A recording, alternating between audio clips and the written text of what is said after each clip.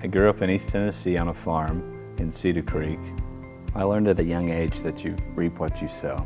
That was one of the main things that my parents taught me. Growing up on the farm, before school, after school, on the weekends, you did what you had to do because it had to be done.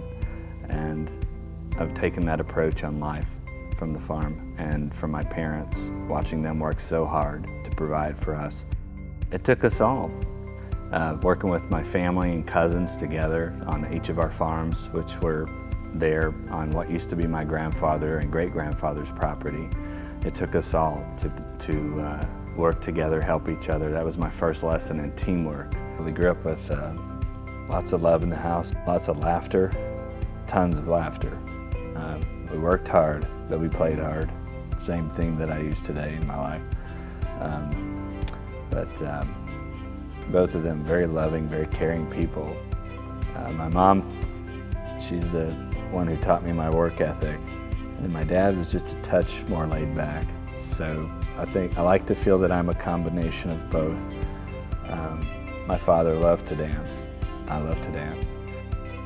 Early on, I had a major issue with reading and comprehension that I had to really buckle down and work on. Later in life, I was very fortunate at South Green High School to have Miss Isbell and Mrs. Humphreys, two of the best teachers that I've ever known, actually. They believed in me, and they truly did. They gave me the skills and the tools that have allowed me to reach the point that I have. And communication, to give a child a voice, it's so important. And those two ladies gave me my voice and allowed me to communicate my thoughts and feelings on paper, which is so critical in today's environment, or in the business world, period. So in the Civil Air Patrol, at 13 years old, I got to learn about aerospace, about aeronautics, both of which I'm very passionate about. Airplanes, from the time I was a child, fascinated me. When it came time to make a choice about what I was going to do after high school, the Navy seemed like the route that I wanted to go. There was no possible way that I was going to be able to afford college. I went into the Navy and made it through A school, electronics, advanced electronics, and then later on went to advanced repair and calibration of electronic test equipment at North Island in San Diego. So got to experience a bit of the world at a young age, and learned a lot of things as far as about surrounding yourself with the right people. It's all very important, who you have in your life, who you allow into your life. While in the Navy and on the color guard, any high-profile event in the area, my captain, J.D. Cannon, who I respected very much, he would tell them to put Solomon on it, first and foremost.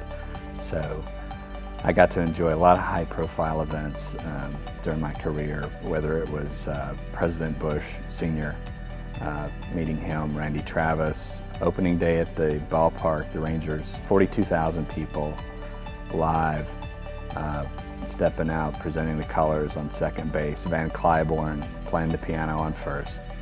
The Navy, by far, did for me, set me on my path, helped me to grow up and mature, and really set the tone for what the rest of my life was going to be. Fast forward to today, and I get to work with the largest aerospace companies in the world. I'm living my dream. At Tevitt, we like to give back to the community, and just a few ways that we like to do that. The Holston Home for Children. Last year we purchased the software that they needed in order to get their kids spun up and ready to take the ASVAB and the SAT in preparation for moving on in their lives. Other areas of investment have always been veteran-related causes, such as Wounded Warriors is a big one for us. Another one, Niswonger Children's Hospital. We've donated on multiple occasions, multiple functions for the Children's Hospital. I've been there myself. It's a wonderful facility, and it's a great thing that Scott has done for the community. We donate heavily and regularly to the Junior ROTC. It's a cause that I believe in. When I look at what the high schools offer today, I think of, what better thing for leadership, teamwork, self-accountability, a wonderful program that we support. The reason Raytheon was a catalyst for the changes that took place was I was on the phone with a contracting officer, and her words literally were, "Let me get this right. You founded the company in Georgia, you're a Georgia company, you're living in Texas, and your employees are in Tennessee." And I answered that question, yes. And then we hung up, and then I reflected on the conversation, and I thought, what a weak story. And that conversation led to a lot of deep thought and reflection, which was, again, the catalyst to what I wanted to be a strong story. So after that phone call, within a month, I was looking for property in East Tennessee. I actually found one and drove through the night to get to an auction. Did not get that property, but did meet someone who then found me the property we are in today, and also the house that I'm living in today. I looked at one house and bought it. My goal was to make my story strong. My goal was to come back to this community, to create jobs, to live,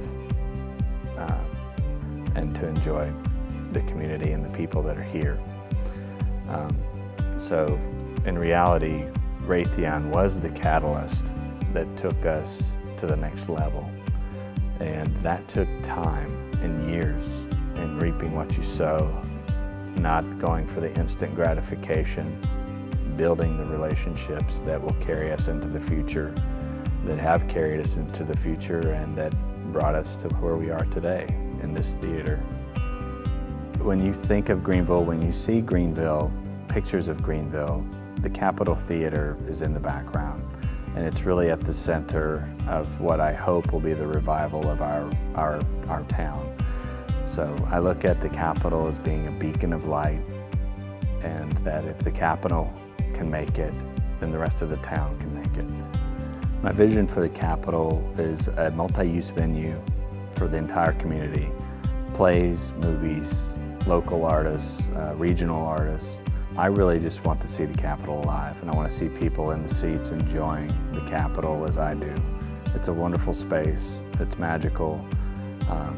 I hear so many stories from people who had their first date here, and I'm talking, local people who are in their 80s who had their first date here at the Capitol.